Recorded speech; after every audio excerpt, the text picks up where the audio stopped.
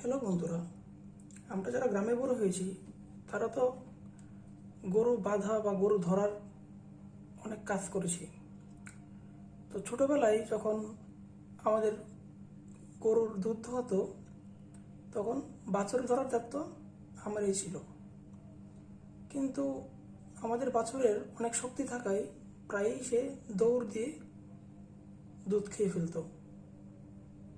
তো তখন আমার কাকা আমাকে বলতো যে বাছুরের দড়িটাকে একটা গাছের সাথে প্যাঁচ দিয়ে নিতে। আচ্ছা, আমরা কি ধরতে পেরেছি এটার কারণটা কি? এটার কারণ হলো, যখন বাছুরের দড়িটা একটা গাছের সাথে প্যাঁচ দেওয়া অবস্থায় থাকে তখন সেই দড়ি এবং গাছের সাথে যে ফ্রিকশন হয়, যার কারণে এক্সট্রা একটা বল পাওয়া যায়, অর্থাৎ ফ্রিকশন ফোর্স। যার কারণে বাছুর ধরার জন্য আমাকে যতটুকু শক্তি দিয়ে দড়িটাকে ধরতে হতো তার থেকে কম শক্তি দিয়ে ধরলেও হবে। অর্থাৎ ফ্রিকশন এর জন্য আমাকে কম বল প্রয়োগ করলেও হচ্ছে। দড়ির সাথে গাছের যে ফ্রিকশন অর্থাৎ রুফ ফ্রিকশন, এটির অনেক প্রয়োগ কিন্তু আমরা মেকানিক্যাল ইঞ্জিনিয়ারিংয়ের ক্ষেত্রে দেখি। অর্থাৎ কোনো একটা পুলির সাথে যদি আমরা দড়ি বেঁধে কোনো একটা জিনিস উপরে তুলি বা নিচে নামাই, তখন পুলির সাথে ওই দড়ির ফ্রিকশন, এরকম বহুবিধ কাজে আমরা রুফ ফ্রিকশনের ব্যবহার দেখতে পাই। ধরা যাক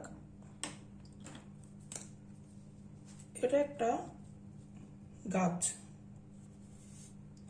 অর্থাৎ আমরা যে গাছের মধ্যে এই বাছুরটিকে আমরা বেঁধে রেখেছিলাম। এখন আমি যদি একটি দড়ির সাহায্যে বাছুরটিকে ধরে রাখি, শুধুমাত্র যদি দড়ির সাহায্যে ধরে রাখি, কোন গাছের সাথে প্যাঁচ না দিয়ে, তাহলে যদি বাছুর এদিকে 100 নিউটন ফোর্স দেয়, তাহলে আমাকে তাকে আটকে রাখার জন্য অবশ্যই 100 নিউটন ফোর্সই দিতে হবে। কিন্তু যদি আমরা এই দড়িটাকে একটা প্যাঁচ দিয়ে নিই, অর্থাৎ এদিকে যদি আমরা একটা প্যাঁচ দিয়ে নিই,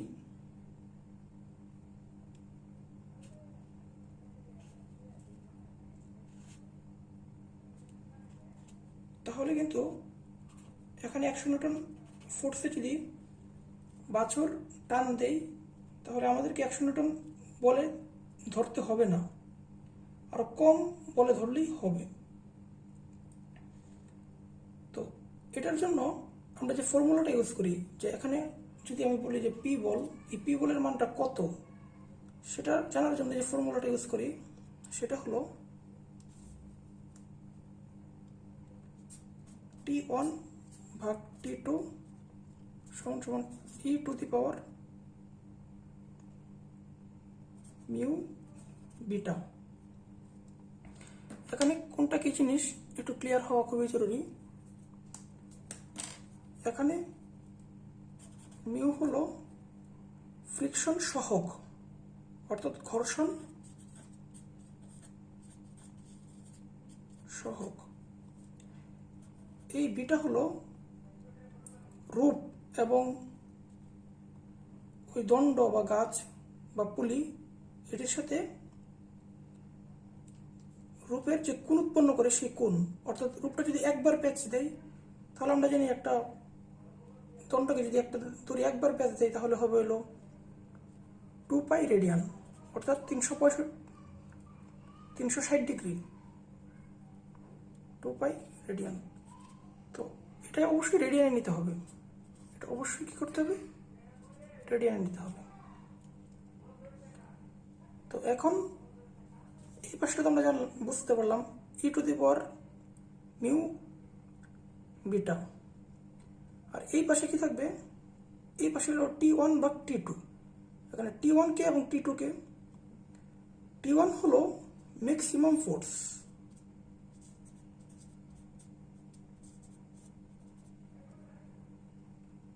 আর T2 হলো মিনিমাম।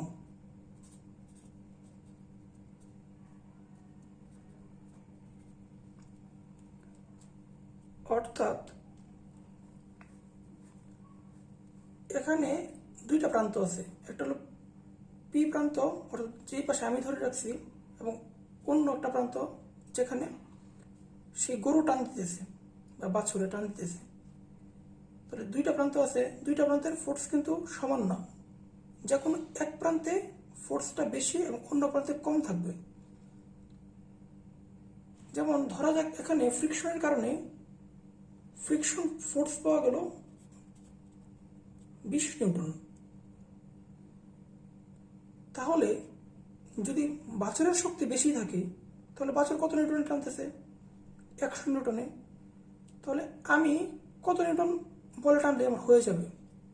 মোটামুটি 80 নিউটন বলে টানলে কিন্তু হয়ে যাবে, কারণ বাকি 20 নিউটন আমাকে কে সাহায্য করবে? সেই রূপ এবং গাছের যে ফ্রিকশন ফোর্স, সেই 20 নিউটন আমাকে কী করবে? সাহায্য করবে। কারণ 80 নিউটন বলে টানবো এবং 20 নিউটন আমাকে সাহায্য করবে, তাহলে হবে হলো 100 নিউটন। এবং সেই 100 নিউটন কে দিচ্ছে? বাছুরে দিচ্ছে। কিন্তু যদি ধরা যাক যে এখানে যে দাঁড়িয়ে আছে তার প্রচণ্ড শক্তি, সে ইচ্ছা করলেই অনেক বেশি শক্তিতে টানতে পারে, তাহলে যদি সে বেশি শক্তিতে টানে, অর্থাৎ ধরা যাক যে সে 120 নিউটন বলে টানতেছে, তাহলে কি হবে? এই যে 20 নিউটন ফ্রিকশন ফোর্স, সে কিন্তু তখন একে আর সাহায্য করবে না, কারণ এর টানতে বেশি, তখন সে সাহায্য করবে বাছুরকে। কারণ বাছুরের আছে 100 নিউটন, এই 20 নিউটন ফ্রিকশন ফোর্স তখন বাছুরের দিকে যোগ হয়ে যাবে, অর্থাৎ ফ্রিকশন ফোর্সটা এই পাশে সাহায্য করবে এবং 120 নিউটনকে প্রতিহত করার চেষ্টা করবে। তাহলে একটা জিনিস বোঝা গেল যে রূপের অঙ্কের ক্ষেত্রে উভয় পাশেই ম্যাক্সিমাম ভ্যালু হতে পারে। এখন আমরা ওই অঙ্কের ক্ষেত্রতে, অর্থাৎ আমার যদি এই পাশে কম বল লাগে তাহলে সেই পাশে ম্যাক্সিমাম অর্থাৎ বেশি থাকবে, তো সেই ম্যাক্সিমামটাকে আমরা উপরে নেব। আবার যদি কোনো কারণে আমাদের এই পাশেই ম্যাক্সিমাম বলে দরকার পড়ে যায়, আমরা কত সর্বোচ্চ বলে টান দেব, তখন এই পাশের ফোর্সটা উপরে থাকবে। জিনিসটা একটু বোঝার চেষ্টা করে অন্য একটু ভাবে। ধরো যাক এটা একটা পুলি, এই পুলির উপরে একটা রোপ আছে, যেখানে ডব্লিউ ওজনের একটা ব্লক ঝুলানো আছে। এখন আমরা তো আগেই বলেছিলাম যে এই পাশে, অর্থাৎ যদি আমরা এই ডব্লিউ ওজনের বলটাকে এলিমিনেট করতে চাই, এ পাশে একটা ফোর্স দিতে হবে অবশ্যই, সেই ফোর্সের নাম হলো পি।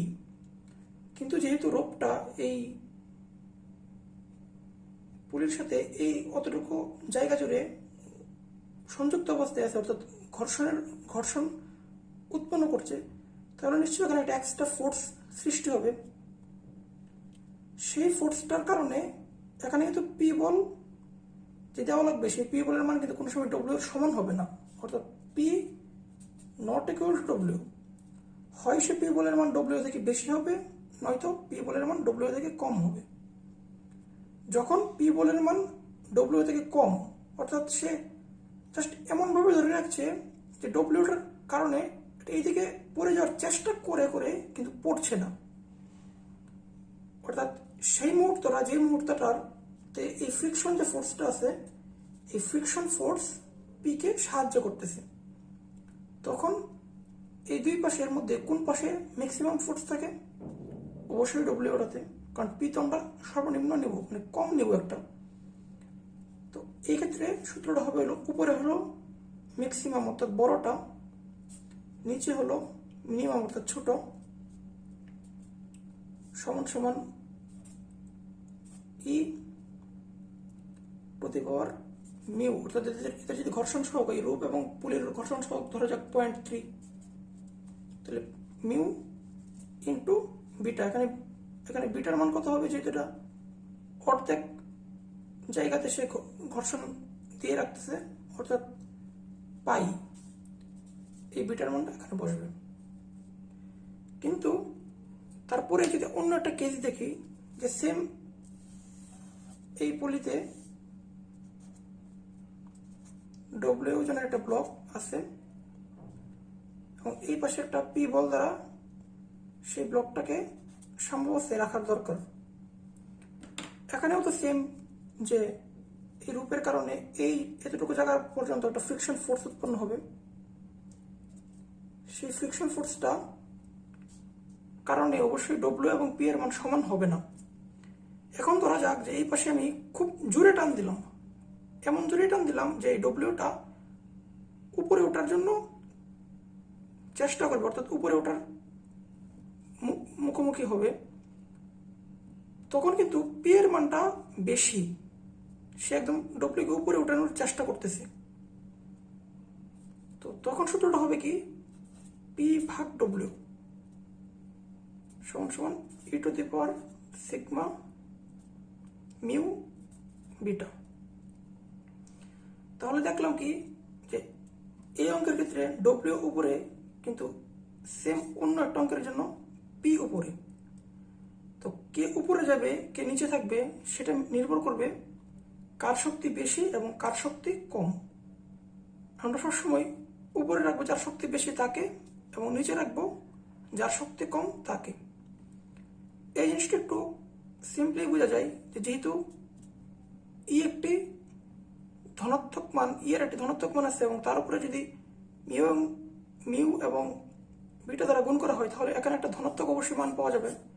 ধরা যাক এখানে 10 পাওয়া গেল, তাহলে পি এর মান কি হবে, পি সমান সমান 10 ডব্লিউ, অর্থাৎ পি অবশ্যই এখানে বড় মানটাই হবে, সে কিনা এই ডব্লিউর 10 গুণ বড়।